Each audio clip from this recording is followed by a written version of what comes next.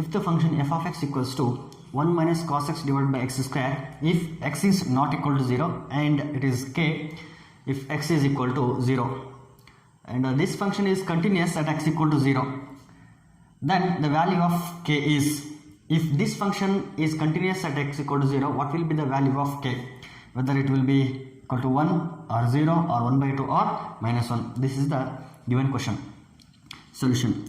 ಈ ಒಂದು function X equal to 0 ಅನ್ನೋ ಒಂದು ಪಾಯಿಂಟ್ ಹತ್ರ ಕಂಟಿನ್ಯೂಸ್ ಆಗಬೇಕು ಅಂತಂದರೆ ಅಲ್ಲಿ ಏನಾಗಿರಬೇಕು ಅಂದರೆ limit of F of X as X tends to 0 should be equal to F of 0. So limit exist ಆಗಬೇಕು, ಯಾಕಂದರೆ ಡೆಫಿನೇಷನ್ ಆಫ್ ದ ಕಂಟಿನ್ಯೂಟಿ ಅದನ್ನೇ ಹೇಳೋದು. ಏನು ಹೇಳುತ್ತೆ ಅಂದರೆ limit of F of X as X tends to A minus should be equal to limit of f of x as x tends to a plus should be equal to f of a ಅಂತ ಹೇಳುತ್ತೆ. So this is the definition of continuity of the function at a point x equal to a.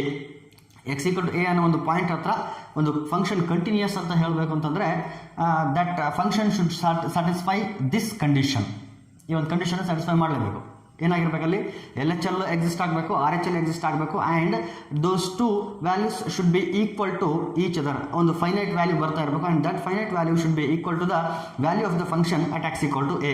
This is what the definition of continuity of a function at X equal to A.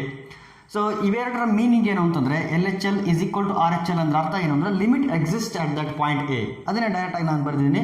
Limit of the function f of X as X tends to 0, this value should be equal to f of 0. So limit of f of x ಅಂದರೆ ನಾನು ಇಲ್ಲಿ ಯಾವುದನ್ನು ತಗೊಳ್ಬೇಕು ಅಂತಂದರೆ I have to consider the branch 1 minus cos X divide by X square. ಆ ಬ್ರಾಂಚನ್ನೇ consider ಮಾಡಬೇಕು. ಈ ಕೆ ಅನ್ನೋ ಒಂದನ್ನು ಕನ್ಸಿಡರ್ ಮಾಡೋಕ್ಕಾಗಲ್ಲ. ಯಾಕೆಂತಂದರೆ ಕೆ ಅನ್ನೋದನ್ನ ಯಾವ ಕನ್ಸಿಡರ್ ಮಾಡಬೇಕಂದ್ರೆ when X is equal to 0 ಇದ್ದಾಗ ನಾನು ಕನ್ಸಿಡರ್ ಮಾಡಬೇಕು. ಆದರೆ ಎಕ್ಸ್ ಟೆನ್ಸ್ ಟು 0 ಅಂದರೆ ಅರ್ಥ ಏನು? I am moving toward 0 from left side, either from left side are from right side. ಆದರೆ ಯಾವಾಗಲೂ ಎಕ್ಸಾಕ್ಟ್ಲಿ ಈಕ್ವಲ್ ಟು 0 ಆಗಕ್ಕೆ ಸಾಧ್ಯನೇ ಇಲ್ಲ. ಸೊ 0 ಕಡೆ ಮೂವ್ ಆಗ್ತಾನೆ ಇರ್ತೀವಿ, ಲೆಫ್ಟ್ ಸೈಡಿಂದನೋ ಅಥವಾ ರೈಟ್ ಸೈಡಿಂದನೋ ಮೂವ್ ಆಗ್ತಾನೆ ಇರ್ತೀವಿ, ಆದರೆ ಎಕ್ಸಾಕ್ಟ್ಲಿ ಈಕ್ವಲ್ ಟು 0 ಆಗಕ್ಕೆ ಸಾಧ್ಯನೇ. ಹಾಗಾಗಿನೇ I have to consider this branch as the function when x tends to 0. So x tends to 0, f of x ಏನಾಗಿರುತ್ತಲ್ಲಿ 1 minus cos x divided by X square. This is equal to F of 0. When x is 0 the value should be equal to K ಅಂತ ಹೇಳಿದ್ದೇನೆ. So F of 0 ಏನಾಗಿರುತ್ತೆ ಇಲ್ಲಿ K ಆಗಿದೆ. So this is a direct result, ಒಂದು direct result ಇದೆ. 1 minus cos X divide by X square as X tends to 0 ಏನಾದರೂ ಇತ್ತು ಅಂದರೆ the limit of that function will be equal to 1/2 ಅಂತ ಇದೆ. ಆ ಒಂದು ವ್ಯಾಲ್ಯೂ, ಒಂದು ರಿಸಲ್ಟ್ ನಿಮ್ಗೆ ನೆನಪಿಲ್ಲ ಅಂತಂದರೆ let us solve this by using different methods. First of all let me use direct substitution method. 0 ಹಾಕಿದರೆ ಕಾಸ್ 0 1 ಆಯಿತು, 1 minus 1 is 0. So numerator 0 divide by ಇಲ್ಲಿ ಡಿನಾಮಿನೇಟರ್ 0 ಹಾಕಿದರೆ 0 square is 0. So it is an indeterminate form. 0/0 indeterminate form ಬಂತು. So that is why I am applying L'Hospital rule. Before applying L'Hospital rule, we have to check whether these two functions are continuous and differentiable at x equal to 0 or not. Yes, of course, this cos x is a trigonometric function and one is a polynomial function. So sum of two continuous functions are continuous. Trigonometric functions are continuous. Polynomial function is a continuous. So sum and difference of two continuous function is continuous. Algebra of continuous functions ಮಾತಾಡುವಾಗ ಹೇಳಿದ್ದೀನಿ ನಾವು. So x square is also a polynomial function. So polynomial function is continuous everywhere. Therefore these two functions are continuous and of course they are differentiable also. Therefore I can apply L'Hospital rule. ಏನಾಗುತ್ತೆ L'Hospital rule apply ಮಾಡಿದಾಗ differentiation of 1 is 0 minus differentiation of cos x is minus sine x. So minus into minus ಏನಾಗ್ತದಲ್ಲಿ plus sine x ಆಯಿತು divide by differentiation of x square is 2x and here limit as X tends to 0. This will be equal to K. Again 0 apply ಮಾಡಿದಾಗ sine 0 is 0 divide by 2 into 0 is 0. Again 0/0 form ಬರುತ್ತೆ. Again I am applying L'Hospital rule. So limit as X tends to 0, differentiation of sine X is cos x divided by differentiation of 2x is 2, that is equal to k. Now applying direct substitution method, cos 0 is 1, that is 1/2, therefore k equal to 1/2. Therefore option C is the correct option.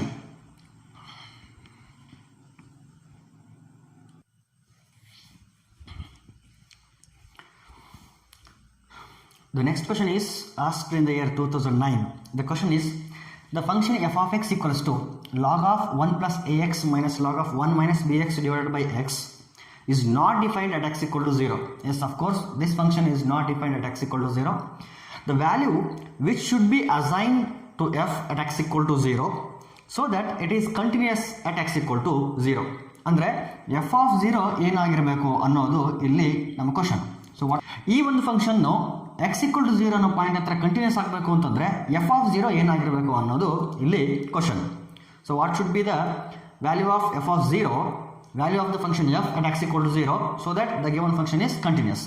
Continuous ಆಗಬೇಕು ಅಂತಂದರೆ same argument ನಾವು use ಮಾಡ್ತೀವಿ ಇಲ್ಲಿ. ಯಾವುದು ಅಂತಂದರೆ limit of F of X as X tends to 0, 0 ಅನ್ನೋ point ಹತ್ರ ಮಾತಾಡ್ತಾ ಇರೋದ್ರೆ as X tends to 0 should be equal to F of 0. So ನನಗೆ ಬೇಕಾಗಿರೋದೇ ಎಫ್ ಆಫ್ 0, ಎಫ್ ಆಫ್ 0 ನನಗೆ ಆಗಿರೋದ್ರಿಂದ ಸೊ ನಾನು ಈ ಕಡೆ ಲಿಮಿಟ್ ಫೈಂಡ್ ಔಟ್ ಮಾಡಿದ್ರೆ that will be equal to F of 0. So it means that limit of f of x means the whole function log of 1 plus ax minus log of 1 minus bx whole divided by x as x tends to 0. ಒಂದು ವೇಳೆ x tends to 0 ನಾನು apply ಮಾಡಿದ್ರೆ ಇಲ್ಲಿ 0 ಆಗ್ತದೆ. So a into 0 is 0, 1 plus 0 is 1, so log 1 means it is 0. Minus here b into 0 is 0, 1 minus 0 is 1, so log 1 means 0. So numerator ನಂದು 0 ಆಯಿತು, denominator 0 ಆಗ್ತದೆ. So 0 by 0 form ಬಂತು. You know that log functions are continuous functions. Log function continuous function ಆಗಿರುತ್ತೆ. ಇದು log ಇದೆ.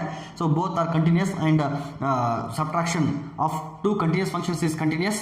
Here polynomial function is there, it is also a continuous function. Therefore ಎರಡು continuous functions of course they are differentiable. ಎಲ್ಲೂ ಕೂಡ sharp ಎಡ್ಜ್ಗಳು ಬರಲ್ಲ, ಹಾಗಾಗಿ ಇದು differentiable. ಹಾಗಾಗಿ ನಾವೇನು ಮಾಡ್ಬೋದು, ಇಲ್ಲಿ ಎಲ್ ಹಾಸ್ಪಿಟಲ್ ರೂಲ್ನ ಅಪ್ಲೈ ಮಾಡಬಹುದು. ಯಾಕೆ ಎಲ್ ಹಾಸ್ಪಿಟಲ್ ರೂಲ್ ಅಪ್ಲೈ ಮಾಡ್ತಿದ್ದೀವಿ ಅಂತಂದರೆ ನ್ಯೂಮರೇಟ್ರು 0, ಡಿನಾಮಿನೇಟರ್ 0 ಟೆಂಡ್ ಆಗುತ್ತೆ when I apply direct substitution method. ಅದಕ್ಕೆ ನಾನು ಇಲ್ಲಿ ಎಲ್ ಹಾಸ್ಪಿಟಲ್ ರೂಲ್ನ ಅಪ್ಲೈ ಮಾಡ್ತಿದ್ದೀನಿ. This is equal to limit as x tends to 0. This will be equal to f of 0 actually. This will be equal to f of 0. So this implies limit as x tends to 0. Differentiation of log x. Differentiation log x is 1 by x. But this is not x. So again apply the chain rule. Differentiation of 1 is 0 and differentiation of ax is a. Minus differentiation of log x is 1 by x. That is 1 minus bx. But this is not x. Again apply chain rule. Differentiation of 1 is 0 and differentiation of minus bx is minus b. ನಾ ಇದನ್ನು minus into minus plus b ಅಂತ ಬರೀತೀನಿ. minus into minus plus b ಅಂತ ಬರೀತೀನಿ. and whole divided by differentiation of x is 1. so ಅದನ್ನು ನಾನು ಬರೆಯಕ್ಕೆ ಹೋಗಲ್ಲ. this is equal to f of 0. now apply the limit. ಈಗ ಲಿಮಿಟ್ ಅಪ್ಲೈ ಮಾಡಿ ಇಲ್ಲಿ as x tends to 0. Denominator ಆಯಿತು a into 0, 0 plus 1 is 1. therefore we have a plus b into 0 is 0, 1 minus 0 is 1, so we have b. this is equal to f of 0. ಹಾಗಾದರೆ f of 0, what should be the value of the function f at x equal to 0? it should be a plus b. f of 0 ಏನಾಗಿರಬೇಕು ಅಂದರೆ a plus b ಆಗಿರಬೇಕು. therefore okay sorry ಇಲ್ಲಿ options ಬರೆದಿಲ್ಲ ನಾನು. so 4 options are f of 0 ಏನಾಗಿರಬೇಕಲ್ಲ ಅಂದರೆ a plus b ಆಗಿರಬೇಕು. and 4 options are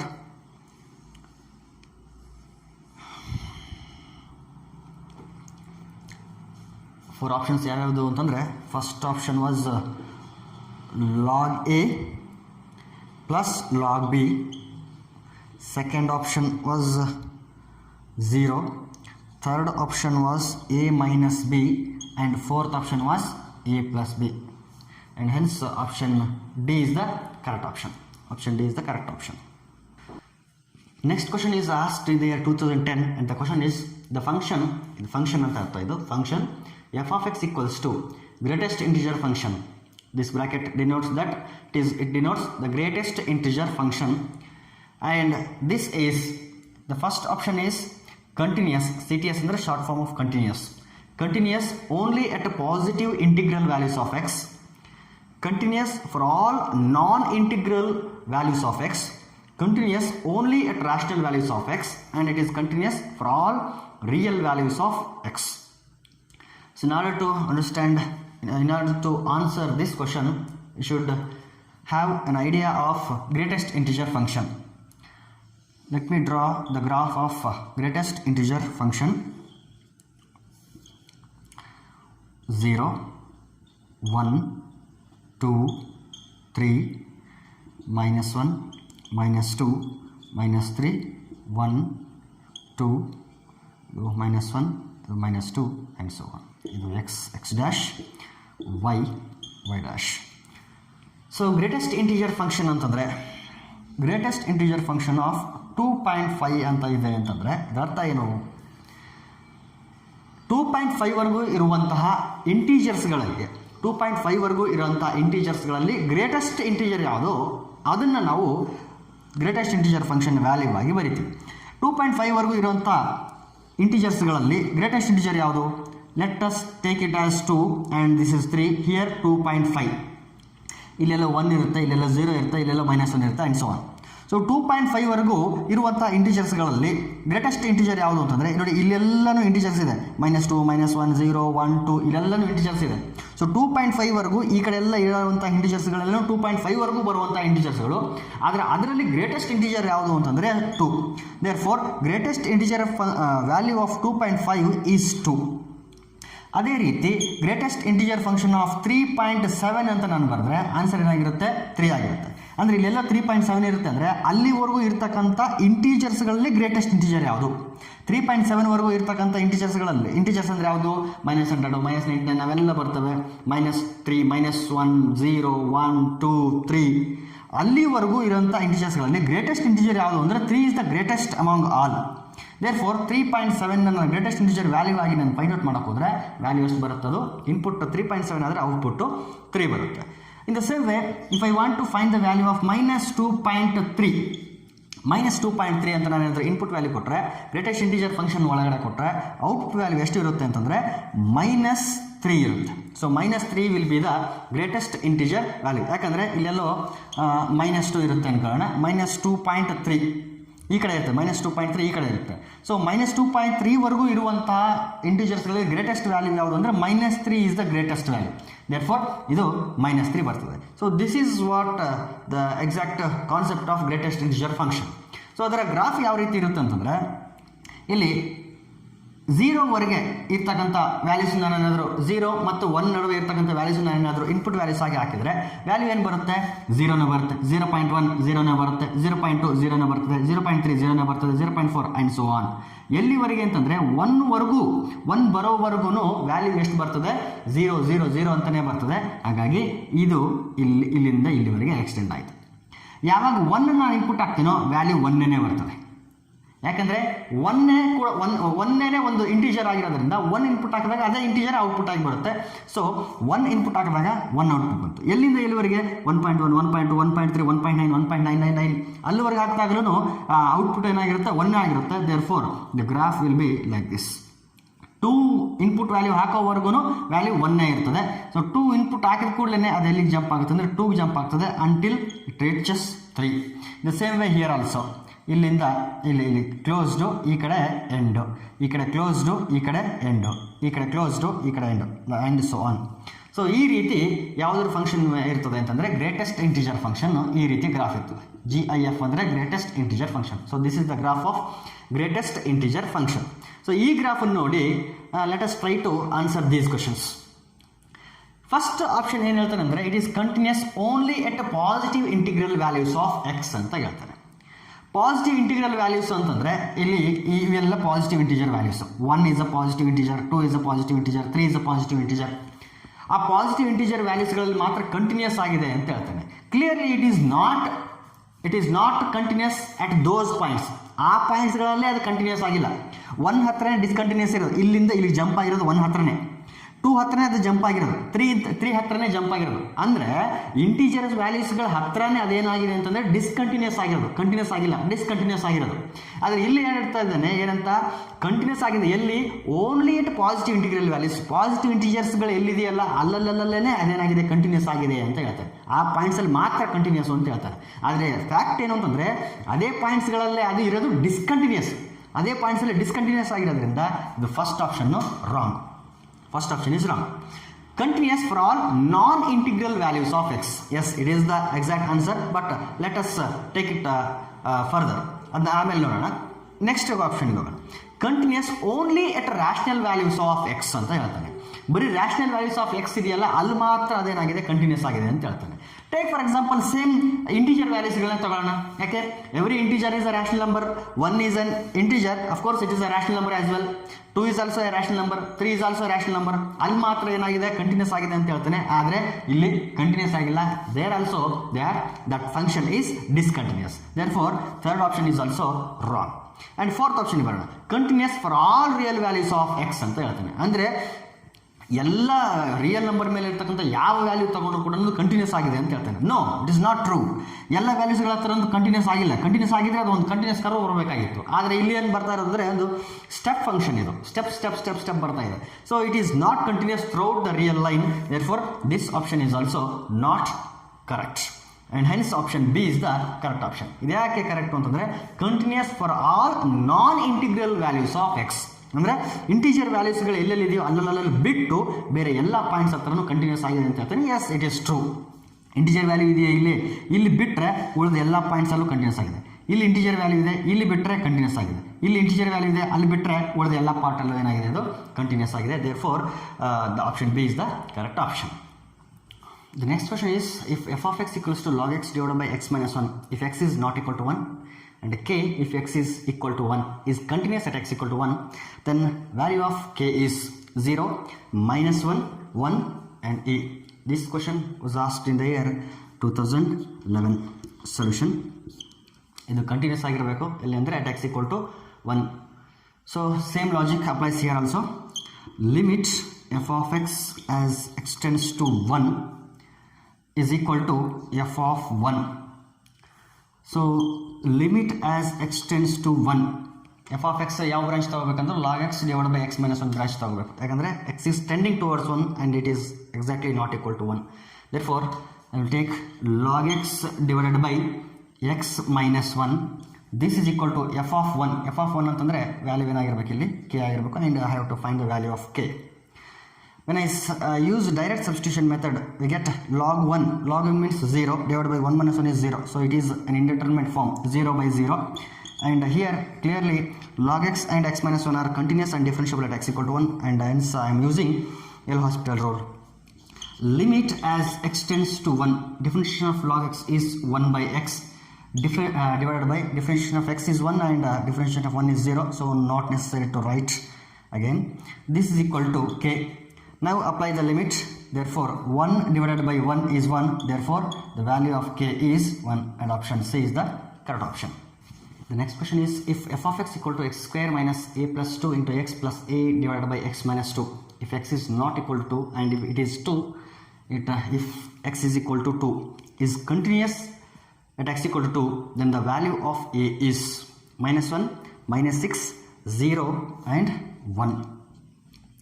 Solution, limit f of x as x tends to 2 is equal to f of 2. Limit f of x ಯಾವ್ದು ತಗೊಳ್ಬೇಕು ಅಂದರೆ upper branch ತಗೊಳ್ಬೇಕು ನಾನು. x square minus a plus 2 into x plus a whole divided by x minus 2 as x tends to 2. This should be equal to f of 2. f of 2 ಅಂತಂದರೆ value ಏನಿರುತ್ತೆ ಅಲ್ಲಿ it will be equal to 2. Exactly equal to 2 ಆದಾಗ value of the function is 2. Now let me apply the limit. ನೋಡೋಣ ಏನಾಗುತ್ತೆ ಅಂತ. Limit apply ಮಾಡಿದಾಗ ಇಲ್ಲಿ 2 square means it is 4 minus a plus 2 into 2 plus a divided by 2 minus 2 0 ಆಗುತ್ತೆ. 0 ಇರಲಿ, it is actually it is not defined. Let it be 0. ಏನಾಗುತ್ತೆ ನೋಡೋಣ, because a ಅನ್ನೋದು ಒಂದು ವೇರಿಯಬಲ್ ಇರೋದ್ರಿಂದ ಏನಾದರೂ ಚೇಂಜಸ್ ಆಗ್ಬೋದು. 4 minus 2 into a is minus 2a. Minus into plus minus 2 2s are 4.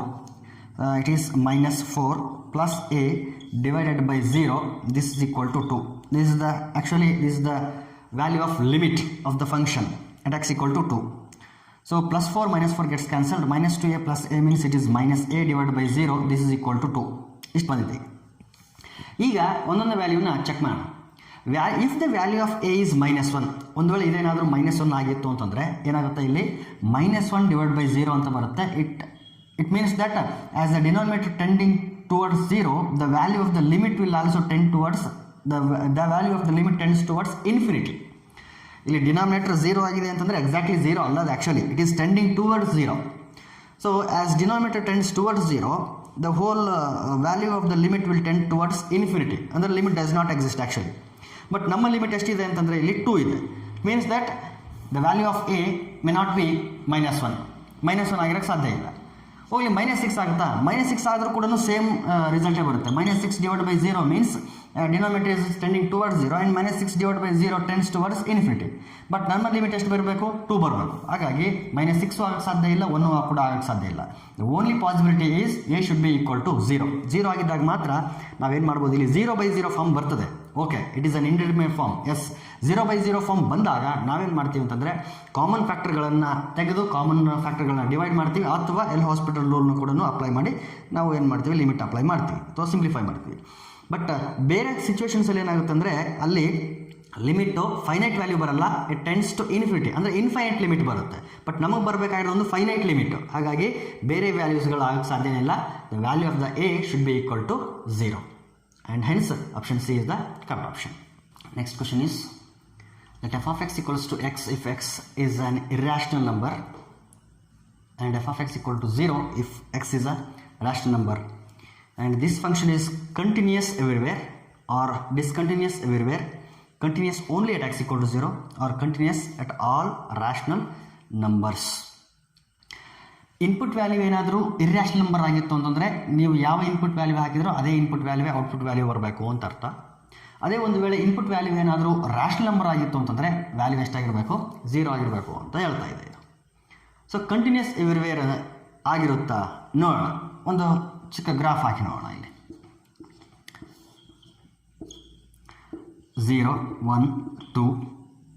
ಈಗ 2 ಮತ್ತು 1 ಮಧ್ಯೆ there are infinite number of rationals and infinite number of irrationals. There are infinite number of rationals and infinite number of irrationals in between 1 and 2.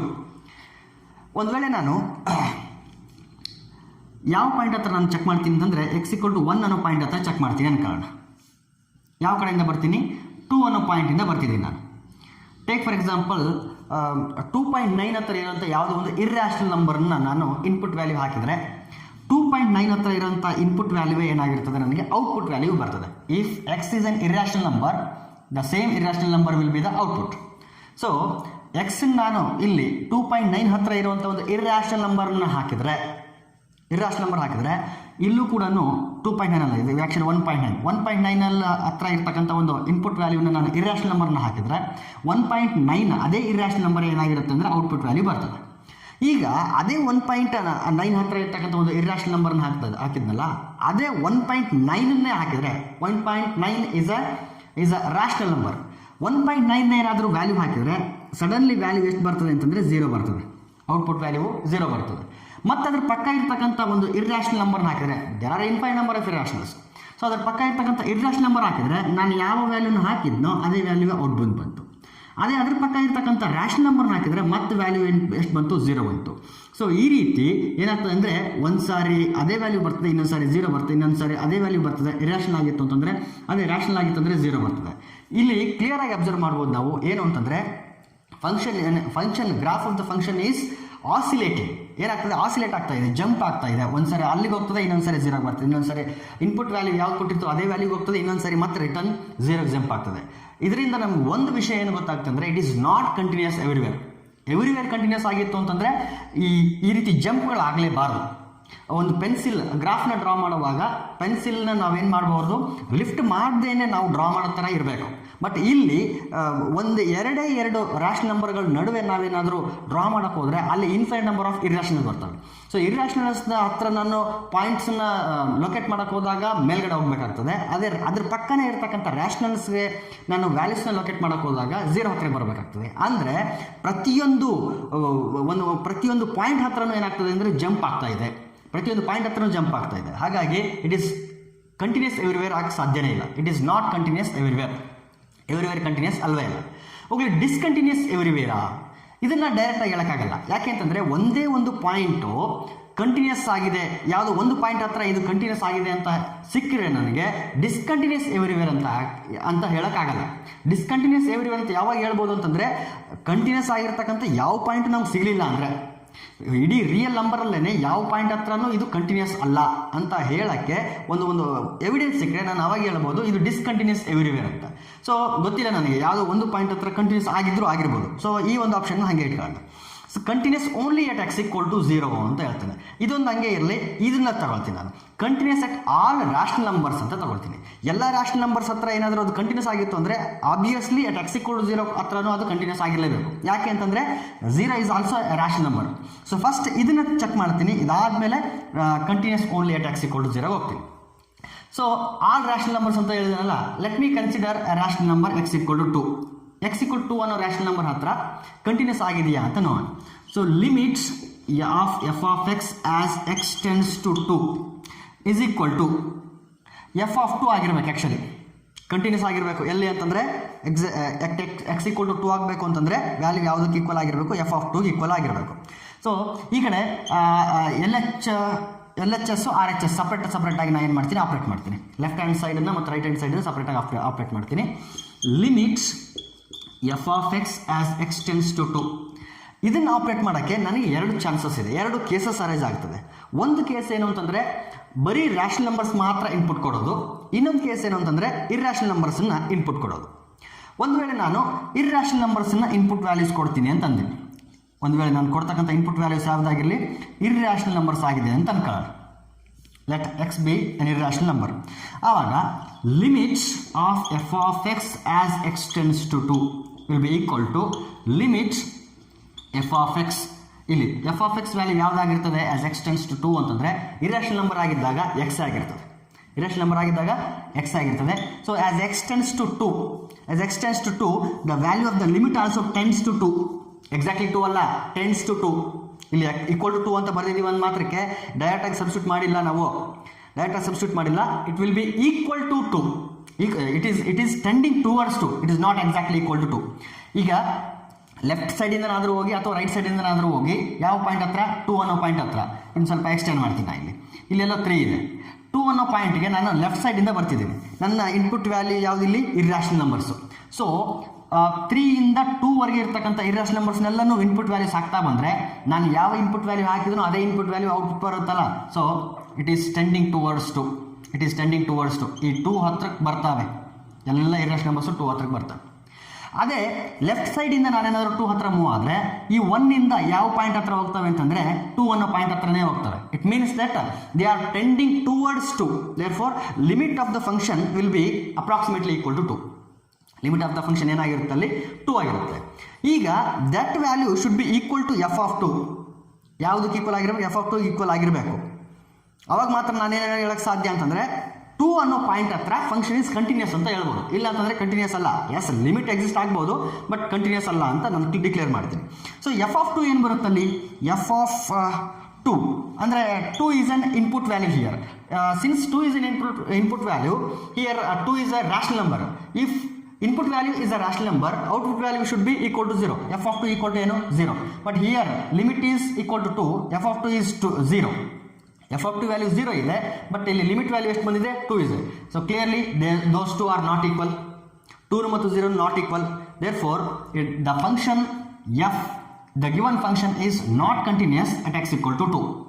x equal to 2 ಹತ್ರ continuous ಆಗಿಲ್ಲ ಅಂತಂದರೆ 2 ಅನ್ನೋದೊಂದು arbitrary rational number ಅಂತ consider ಮಾಡಿದ್ರು. So it is not continuous at any rational number. ಯಾವ rational number ತೊಗೊಂಡು ಕೂಡ ಅದು ಏನಾಗಿರೋಕ್ಕೆ ಸಾಧ್ಯ ಇಲ್ಲ, ಕಂಟಿನ್ಯೂಸ್ ಆಗಿರೋಕ್ಕೆ ಸಾಧ್ಯ ಇಲ್ಲ. ಸೊ ಇಲ್ಲಿ ಏನಂತ ಹೇಳಿದೆ ಅಂದರೆ continuous at all rational numbers ಅಂತ ಹೇಳಿದೆ.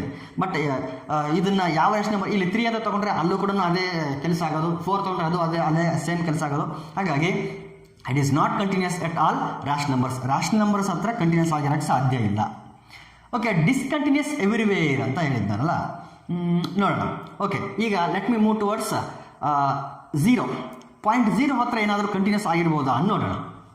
S, limit f of x as x tends to 0. This should be equal to f of 0. f of 0ಗೆ ಈಕ್ವಲ್ ಆಗಿರಬೇಕು. ಯಾವಾಗ ಕಂಟಿನ್ಯೂಸ್ ಅಂತ ಹೇಳಬೇಕು ಅಂತಂದರೆ this should be equal to f of 0. ಈಗ same as it is left hand part ಮತ್ತು right hand ಪಾರ್ಟನ್ನು ಸಪ್ರೇಟಾಗಿ ನಾನು ಏನು ಮಾಡ್ತೀನಿ ಆಪ್ರೇಟ್ ಮಾಡ್ತೀನಿ. ಓಕೆ, ನನ್ನ ಎಕ್ಸ್ ವ್ಯಾಲ್ಯೂ ಏನಾಗಿರಲಿ ಅಂತಂದರೆ ಇರ್ಯಾಷನಲ್ ನಂಬರ್ಸೇ ಆಗಿರಲಿ. ಎರಡು ವ್ಯಾಲ್ಯೂಸ್ನ ತೊಗೊಳ್ಬೋದು, ಇರ್ಯಾಷನಲ್ ತೊಗೊಳ್ಬೋದು, ರ್ಯಾಷನಲ್ ತೊಗೊಳ್ಬೋದು. Let me consider irrational numbers. Limit f of x as x tends to 0. This is equal to limit as x tends to 0. Irrational number ಆಗಿದ್ದಾಗ ಎಕ್ಸೇ ಬರಬೇಕಲ್ಲ, so it is x. As X tends to 0, the limit also tends to 0. As x tends to 0, whether you move towards 0 from right side or left side, it doesn't matter for us. ನೀವು right ಸೈಡಿಂದ move ಆಗ್ತಿದ್ರೋ left ಸೈಡಿಂದ move ಆಗ್ತಿದ್ರೋ ನಮಗೇನು ಸಂಬಂಧ ಇಲ್ಲ. ಅದರ limit ಮಾತ್ರ ಯಾವ value ಕಡೆ ಮೂವ್ ಆಗ್ತದೆ ಅಂದರೆ 0ಗೆ ಮೂವ್ ಆಗ್ತದೆ. ಇಲ್ಲಿ ನೋಡಿ, ಈಗ ರೈಟ್ ಸೈಡಿಂದ ಮೂವ್ ಆಗ್ತಿದ್ದೀನಿ ಅಂತ ಅನ್ಕೊಳ್ಳಿ. 0 ಮತ್ತು 1 ನಡುವೆ ಇರ್ತಕ್ಕಂಥ ಎಲ್ಲ ಇರ್ಯಾಷನಲ್ ನಂಬರ್ಗಳ ಇನ್ಪುಟ್ ಕೊಡ್ತಾ ಹೋದಾಗ ಇಲ್ಲಿ ಔಟ್ಪುಟ್ ವ್ಯಾಲ್ಯೂಸ್ ಏನು ಬರ್ತವೆ ಅಂದರೆ ಅದೇ ವ್ಯಾಲ್ಯೂಸೇ ಬರ್ತವೆ. ಈ ರೀತಿ ಅದೇ ವ್ಯಾಲ್ಯೂಸೇ ಬರ್ತವೆ. And they are moving towards 0. And ಈ ಕಡೆ ಲೆಫ್ಟ್ ಪಾರ್ಟಿಂದ ನಾನಾದರೂ ಇನ್ಪುಟ್ ವ್ಯಾಲ್ಯೂಸ್ ಕೊಡ್ತಾ ಹೋದರೆ ಈ ವ್ಯಾಲ್ಯೂಸ್ಗಳು ಯಾವ ಪಾಯಿಂಟ್ ಕಡೆ ಮೂವ್ ಆಗ್ತವೆ ಅಂದರೆ -0 ಕಡೆನೇ ಮೂವ್ ಆಗ್ತವೆ. ಇಲ್ಲಿ 0.9 ಹತ್ರ ಇರ್ತಕ್ಕಂಥ ಇರ್ಯಾಷನಲ್ ನಂಬರ್ ಕೊಟ್ಟರೆ ಅದು 0.9 ಹತ್ರ ಇರೋ ಇರ್ಯಾಷನಲ್ ನಂಬರೇ ಬರ್ತದೆ. 0.8 ಹತ್ರ ಇರತಕ್ಕಂಥ ಇರ್ಯಾಷನಲ್ ನಂಬರ್ ಕೊಟ್ಟರೆ 0.8 ಹತ್ರ ಇರೋ ಇರ್ಯಾಷನಲ್. 0.7 ಹತ್ರ ಇರ್ಯಾಷನಲ್ ಕೊಟ್ಟರೆ 0.7 ಇರ್ಯಾಷನಲ್. 0.6 ಹತ್ರ ಇರ್ತಕ್ಕಂಥ ಇರ್ಯಾಷನಲ್ ಕೊಟ್ಟರೆ 0.6 ಹತ್ರ ಇರ್ತಕ್ಕಂಥ ಇರ್ಯಾಷನಲ್. ಈ ರೀತಿ ನಾವು ಯಾವ ಇನ್ಪುಟ್ ವ್ಯಾಲ್ಯೂಸ್ನ ಕೊಡ್ತಾ ಇದೀವೋ ಅದೇ ಇನ್ಪುಟ್ ವ್ಯಾಲ್ಯೂಸನ್ನೇ ಅದು ಔಟ್ಪುಟ್ ಆಗಿ ಕೊಡ್ತಾ ಹೋಗ್ತದೆ. ಆದರೆ ಈ ಕೊಡೋ ಒಂದು ಔಷಧದಲ್ಲಿ ನಾವೇನು ಮಾಡ್ತಿದ್ದೀವಿ ಅಂದರೆ we are trending towards 0 from right side and as well as from left side. ಈ ರೀತಿ ಇನ್ಪುಟ್ ವ್ಯಾಲ್ಯೂಸ್ ಏನೋ ಇರ್ಯಾಷನಲ್ ನಂಬರ್ಸ್ ಕೊಡ್ತಾ ಇದ್ದೀವಿ. ಆದರೆ ಕೊಡ್ತಾ ಯಾವ ನಂಬರ್ ಕಡೆ ಟ್ರೆಂಡ್ ಆಗ್ತಾ ಇದ್ದೀವಿ, ಯಾವ ನಂಬರ್ ಕಡೆ ಅಪ್ರೋಚ್ ಆಗ್ತಾ ಇದ್ದೀವಿ ಅಂತಂದರೆ 0 ಅನ್ನೋ ನಂಬರ್ ಕಡೆ ನಾವು ಅಪ್ರೋಚ್ ಆಗ್ತಾ ಇದ್ದೀವಿ. As we move towards 0 from left side and right side, at the same time the value of the function is also moving towards the same point 0 ಅನ್ನೋ ಪಾಯಿಂಟ್ ಕಡೆ ಮೂವ್ ಆಗ್ತಾ ಇದೆ. Therefore limit of the function f is 0. Limit ಏನಾಗಿರುತ್ತೆ 0 ಆಗಿರುತ್ತೆ. And f of 0 ಏನು ಬರ್ಬೋದು? f of 0 is equal to 0 because input value is 0 and 0 is a rational number.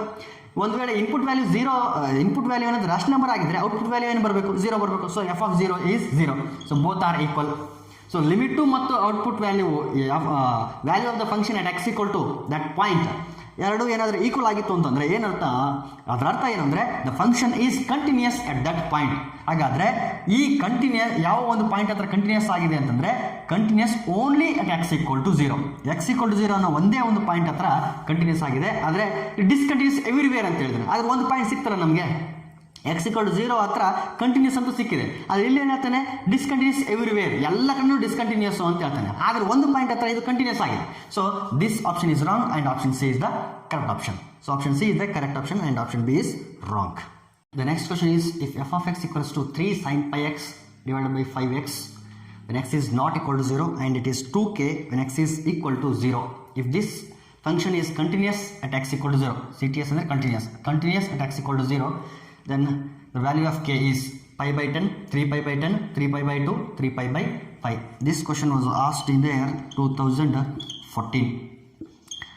So same argument ನಾನು ಇಲ್ಲಿ ಅಪ್ಲೈ ಮಾಡ್ತಿದ್ದೀನಿ. Limit of f of x as x tends to 0 is equal to f of 0. That is limit of x tends to 0. f of x is here 3 sin pi x divided by 5x is equal to f of 0 means it is 2k. So as x tends to 0, pi into 0 is 0, sin 0 is 0, 0 into 3 is 0, divided by 5 into 0 is 0, therefore 0 by 0. An indeterminate form, 0 by 0 ಬಂತು, indeterminate form ಬಂತು. therefore I'm applying L'Hospital rule, and L'Hospital rule apply ಮಾಡೋಕ್ಕೆ ಯಾವ್ಯಾವ ಕಂಡೀಷನ್ಸನ್ನು satisfy ಮಾಡಬೇಕು ಈ ಎರಡು ಫಂಕ್ಷನ್ಸ್ಗಳು satisfy ಮಾಡೋದ್ರಿಂದ ಡೈರೆಕ್ಟಾಗಿ ನಾನು L'Hospital rule ಅಪ್ಲೈ ಮಾಡ್ತಿದ್ದೀನಿ. 3 sin x, differentiation of sin x is cos x, but it is not x, so differentiation of pi x is pi, divided by differentiation of 5x is 5. This is equal to 2k. So as x tends to 0, cos pi into 0 is 0, cos 0, cos 0 means it is 1. Therefore, it is equal to 3 pi by 5. This is equal to 2k, but I want the value of k, not 2k. So send this 2 to the opposite side of the denominator of the opposite side. Therefore, we get 3 pi by 10 is equal to k. Therefore, k equal to 3 pi by 10, and hence option B is the correct option.